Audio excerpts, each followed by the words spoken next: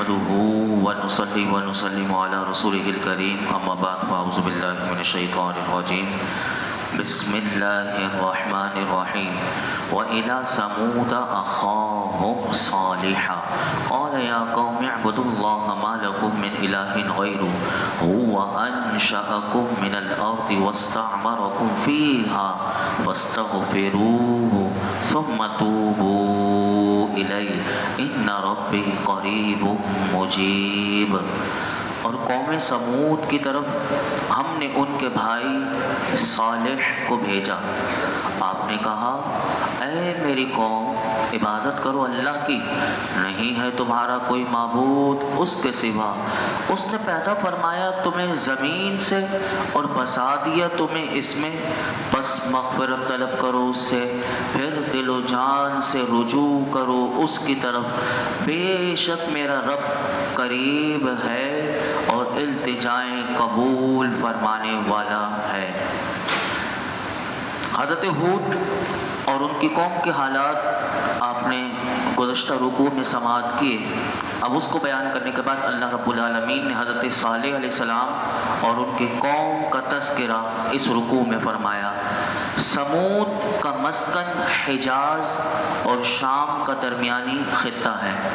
یہ بھی عاد کے قبیلے کی ایک شاخ ہے، اور حضرت ہود پر ایمان لانے والے جو بچ گئے تھے جو اللہ کے عذاب سے، وہ لوگ تھے، تو یہ نقل مکانی کر کے یہاں پر آ کر آباد ہو گئے، اور یہاں آ کر کیونکہ پیچھے آپ سن چکے تھے تو ان کو اللہ رب العالمین نے برکتیں عطا فرمائیں، اور اتنے یہ خوب پھلے پھولے، اور ان کے آنے سے یہ خطہ لہلاتے ہوئے کھیتوں اور سرسبز و شاداب باغات کے باعث رشک ارم بن گیا۔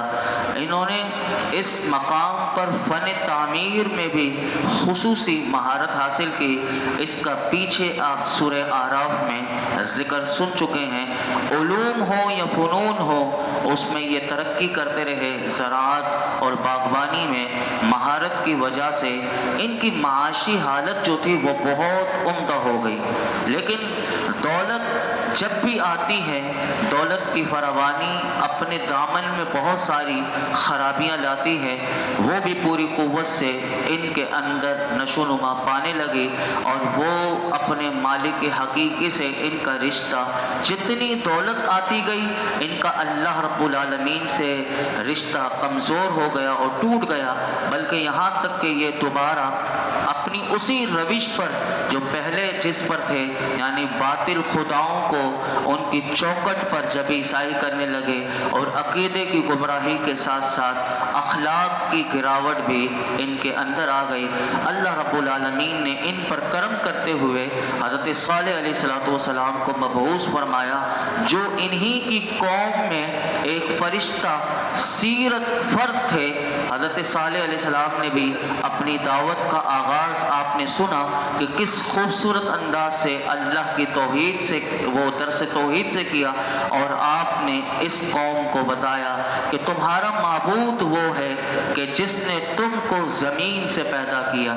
آپ نے دیکھا کہ ہر نبی کا انداز دیکھیے کتنا زبردست درس توحید وہ دیتے تھے، تو اس قوم کے حساب سے ہی، یعنی آپ دیکھیں کہ پیچھے بھی آپ نے سنا تھا تو حضرت ہود علیہ السلام نے اپنی قوم کو کہا تھا کہ تم نہیں ہے تمہارا کوئی معبود سوائے اس کے لیکن اس پر وہ کہنے لگے تھے کہ انہوں نے، پھر آپ نے اپنی اجرت کا اور یہ تمام باتیں کی تھی، لیکن یہاں پر حضرت صالح علیہ السلام نے ان کو کہا کہ تمہارا معبود وہ ہے کہ جس نے تمہیں زمین سے پیدا کیا ہے، یعنی مٹی سے پیدا کیا ہے، اور پھر تمہیں اسی مٹی میں اللہ رب العالمین نے تمہیں آباد بھی کیا، اور آباد صرف نہیں کیا بلکہ تمہیں وہ سارے اسباب بھی اللہ نے دیے، اور تمہاری بقا کے لیے، تمہاری زندگی کے لیے جو چیزیں ضروری تھی اللہ نے تمہیں وہ چیزیں عطا کی۔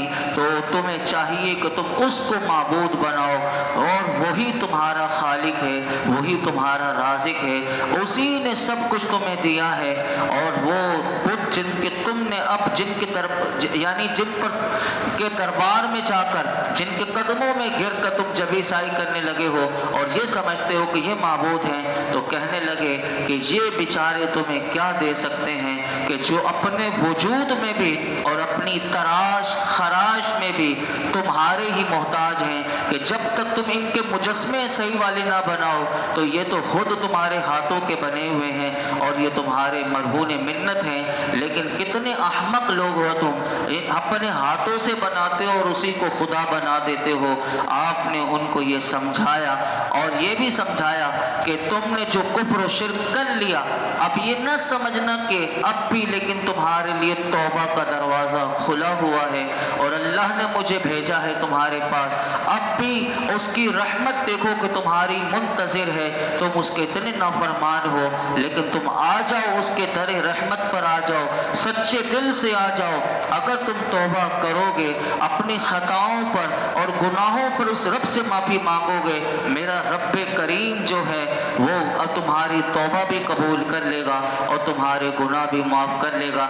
इसी आयत में उलमा कहते हैं ये जो जुमला है बड़ा काबिल गौर है, इन्ना रब्बी करीब मुजीब। हम सब के लिए भी इसमें देखिए क्या लुत्फ़ है, क्या मोहब्बत है। आपने फरमाया बेशक मेरा रब करीब है और तुम्हारी दुआएं कबूल करने वाला है। ये न समझना कि रब बहुत दूर है, बल्कि तुमने बुतों की इबादत करके तुमने हो सकता है कि तुमने अपने जहनों से उसकी याद के नक्श को तुमने अपने दिमाग से मिटा दिया है, लेकिन मेरा रब जो है अब भी तुम्हारे बिल्कुल करीब है, तुम्हारी शय रग से भी ज़्यादा करीब है। वो मेहरबान इतना है कि जो मांगोगे तुम्हें मिलेगा। उसके दरे करम से अगर कोई साइल आ जाए तो उस साइल को ऐसे ही नहीं लौटाया जाता, बल्कि वो अगर कोई भी आ जाए उसे जो मांगता है वो मिलता है। इन अंधे बहरे खुदाओं पर तुम फरिश्ता हो रहे हो, न तुम्हें जो देखते हैं न जो तुम्हारी फरियाद सुनते हैं, और इनको तुम राज़ी करने के चक्कर में तुम अपने रब करीम से मुंह मोड़ रहे हो। वो रब जो है वो ऐसा रब है कि तुम्हारे दिलों की धड़कनों को भी सुनता है। ये नहीं सुनते लेकिन वो रब तुम्हारे दिल की धड़कन को भी सुनता है। वो रब करीम ऐसा रहीम है, वो करीम भी है, वो कादिर भी है, वो तवाना भी है, और तुम्हारे हाल पर उसको उस रब करीम को तुम्हारे हाल पर तरस भी आता है, जो तुम्हारी मुश्किलों में और परेशानियों को दूर करने की कुदरत भी रखता है। क्या अंदाज था, आपने इस कौम को समझाया, लेकिन फिर क्या हुआ? इस कौम ने इस समझाने का जवाब क्या दिया? सुनिए, कहने लगे क़ालू या सालिह क़द कुन्त फ़ीना मरजूबन क़ब्ल हाज़ा अतनहाना। कहने लगे ए साले, तुम ही हम में एक शख्स थे जिससे उम्मीदें वाबस्ता थी इससे पहले, और क्या तुम रोकते हो हमें इससे कि अन नअबुद मा यअबुदु आबाउना, कि इन बुतों की हम इबादत करें जिनकी इबादत करते थे।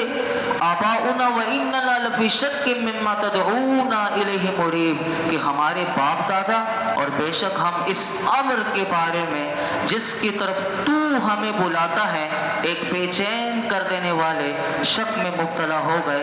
हज़रत सालेह अलैहिस्सलाम के बारे में उलमा ने लिखा कि आप बचपन से ही एक शराफत और मतानत का एक पुतला थे। आपकी हर बात से बचपन से ही कौम ने देखा था कि एक जहानत और दानाई जाहिर हुई थी, और उनका दामन हयात हर किस्म की आलूदगियों से और कमज़ोरियों से पाक का। उनको जब आपने ऐलान तो बाद में फरमाया, लेकिन बचपन से कौम ये समझती थी कि ये जो हमारी कौम का जो फ़र्द है ये शानदार मुस्तक़बिल के बारे में क्या आराइयाँ उनके बारे में करते थे। जब आपने उन्हें उनके बुतों की इबादत से रोका, तो फिर वो इबादत कि जिसको वो 100 साल से कर रहे थे और अल्लाह रब्बुल आलमीन की वहदानियत पर ईमान लाने का हुक्म दिया, तो वो ठटक कर रह गए, वो हैरान रह गए। तो उन्होंने क्या कहा? वो कहने लगे साले की ज़बान, हम ये क्या सुन रहे हैं? और उनको अपने कानों पर एतबार ना रहा, इस सोच में पड़ गए कि ये क्या हो गया कि जिसको तो हम अपनी कौम का وہ یہ سمجھ رہے تھے کہ یہ جو بچہ ہے یہ بڑا ہو کر ہماری قومی عروج اقبال کا ضامن بنے گا، لیکن وہ تو قوم کے بنیادی عقیدے پر کلہاڑا چڑھا رہا ہے، یہ تو قوم کا شیرازہ بکھیر دے گا۔ بڑی حیرت کے ساتھ انہوں نے وہ کہنے لگے، اے صالح، ہم نے تم سے تو بڑی بڑی امیدیں وابستہ کی تھی، یہ تم کیا کر رہے ہو؟ کیا ہم ان خداؤں کی پوجا چھوڑ دیں کہ جن کی پوجا آج تک ہمارے باپ دادا کرتے رہے، اور ہمیں تو تمہاری اس عجیب و غریب دعوت پر یقین نہیں آ رہا؟ تو نے تو ہمیں ایک تذبذب میں مبتلا کر دیا ہے اور ہمارا چین ختم کر دیا ہے، اور ہمارے اطمینان اور یقین کی دنیا میں ایک ہلچل مچا دی ہے۔ علماء کہتے ہیں کہ یہ جو انہوں نے یہ کہا کہ ہماری دنیا میں ہلچل مچا دی ہے، بے چین کر دیا ہے، انہیں درد کون سا تھا؟ یہ درد کون سا تھا کہ جو حضرت صالح علیہ السلام نے ان کے اندر ایک آگ لگا دی تھی، وہ آگ کون سی تھی؟ تو وہ آگ، وہ درد وہی ہے کہ جو ہمیشہ کہ جو صدائے حق بلند ہونے کے بعد اہل باطل کے دلوں میں پیدا ہوتا ہے۔ پہلے وہ جس غلط عقیدے پر ہوتے ہیں، اس کے سچے ہونے میں انہیں اتنا یقین ہوتا ہے کہ ان کے وہم و گمان میں بھی نہیں ہوتا کہ وہ ایک سراسر باطل نظریے کو اپنائے ہوئے ہیں۔ لیکن اللہ کی طرف سے جب ایک حق کا منادی آتا ہے اور وہ حق کی آواز کو بلند کرتا ہے اور اپنی دل نشین آواز میں اور کبھی براہین سے ان کی غلطی کو بتاتا ہے اور ان کی غلطی کو آشکارا کرتا ہے، تو چاہیے تو یہ تھا کہ وہ قبول حق کر لیتے، لیکن ان کی دنیا میں، ان کے دل کی دنیا میں ایک تہلکہ مچ جاتا ہے اور ان کا سکون اور اطمینان کافور ہو جاتا ہے، جو سالہ سال سے ان کے دلوں میں ایک خیمہ زن ہوتا ہے۔ اسی سکون اور طمانینت کے لٹ جانے کی وجہ سے اب وہ حرف شکایت کر رہے تھے، اور پھر کیا کہنے لگے؟ آپ نے اپنی قوم کو پھر سمجھایا۔ جب اتنی بڑی بات قوم نے کر دی، قوم یہ سمجھ رہی تھی کہ یہ تو ہمارے عقیدے پر چلے گا اور مستقبل میں اس سے تو بہت ساری امیدیں وابستہ تھی، یہ ساری باتیں علماء کہتے ہیں آپ نے ان کو کہی، لیکن پھر اس قوم کو نہ سمجھ میں آیا، تو پھر آپ نے کیا کہا؟ قال یا قوم ارأیتم ان کنت علی بینۃ من ربی وآتانی منہ رحمۃ فمن ینصرنی من اللہ ان عصیت فما تزیدوننی غیر تقصیر۔ آپ نے فرمایا، اے میری قوم، بھلا یہ تو بتاؤ، اگر میں روشن دلیل پر ہوں اپنے رب کی طرف سے اور اس نے عطا کی ہو مجھے اپنی جناب سے خاص رحمت، تو کون ہے جو بچائے گا مجھے اللہ کے عذاب سے؟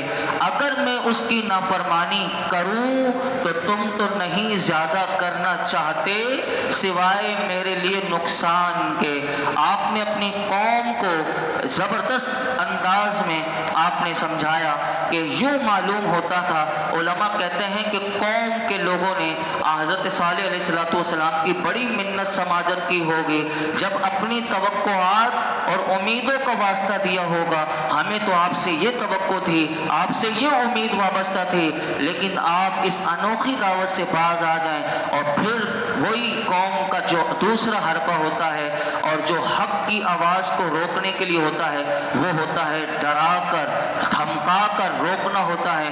آپ نے جب انہیں ترغیب اور ترغیب کے جواب میں آپ نے فرمایا ہوگا، اے میری قوم، مانا میں نے کہ تمہیں نور ہدایت جو اللہ نے مجھے دے کر بھیجا ہے وہ تمہیں نظر نہیں آ رہا، لیکن میں تو دیکھ رہا ہوں نا، اللہ نے جو ہدایت کا نور دے کر بھیجا ہے وہ تو اپنی آفتاب کے ساتھ، اپنی صداقت کے ساتھ وہ چمک رہا ہے۔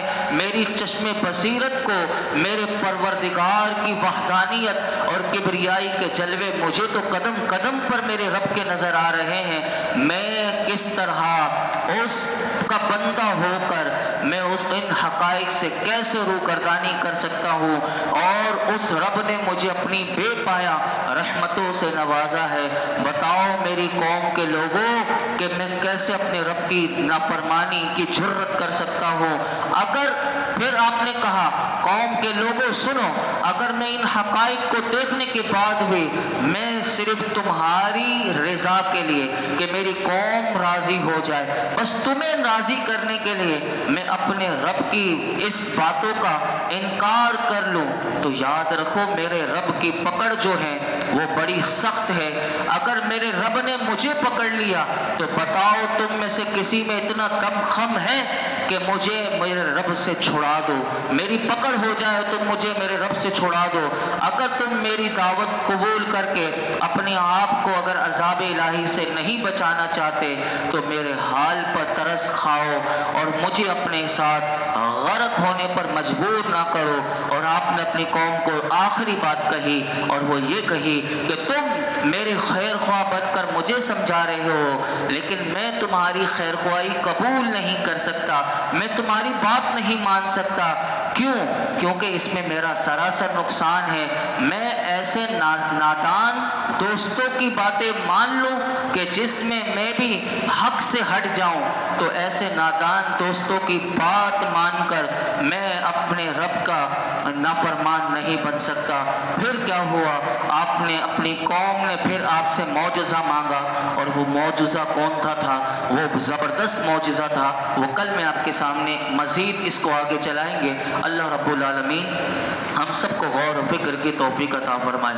الحمدللہ رب العالمین والصلاة والسلام علی سید الانبیاء والمرسلین وعلی آلہ واصحابہ اجمعین۔ یا اللہ پاک جو کچھ ہم نے سنایا، اے رب کریم اسے یاد رکھنے، سمجھنے اور اس میں غور و فکر کرنے، دوسروں تک اس کا پیغام پہنچانے کی توفیق عطا فرما۔ یا رب کریم ہم سب کو قرآن حکیم کا قدردان بنا دے، اس کا فیضان ہمیں نصیب فرما، اس کی برکتیں، رحمتیں، عزتیں عطا فرما۔ یا اللہ ہمیں نمازوں میں خشوع و خضوع عطا فرما، اخلاص کی دولت عطا کر دے، مالک یقین کی دولت عطا کر دے، حق کی دولت عطا کر دے، حق بولنے والا بنا دے۔ اے رب کریم تیرے نبی جو ہیں مولا کریم، جنہوں نے دین کی تبلیغ کے لیے سامنے کوئی بھی ہو، لیکن مولا کریم جو جرت اور مولا کریم تیرا پیغام پہنچایا، اے رب کریم تیرے نبیوں کا واسطہ ہمیں بھی حق بولنے کی توفیق عطا فرما، حق کا پیغام پہنچانے کی توفیق عطا فرما۔ ہمارے اندر جو بزدلی ہو یا اللہ دور فرما دے، تیرے سوا میرے مولا ہمیں مولا کریم کسی کا ڈر نہ ہو۔ اے اللہ اپنا حقیقی ڈر عطا کر دے، اپنا حقیقی خوف عطا کر دے، اپنی محبت عطا کر دے۔ اے اللہ اپنے محبوب کا عشق عطا کر دے، تیرے محبوب کا سچا غلام بنا دے۔ یہ جتنے حاضرین موجود ہیں میرے مولا، جس کے دل میں جو مراد ہو پوری فرما۔ وصلی اللہ تعالی علی خیر خلق محمد وعلی آلہ وصحبہ اجمعین۔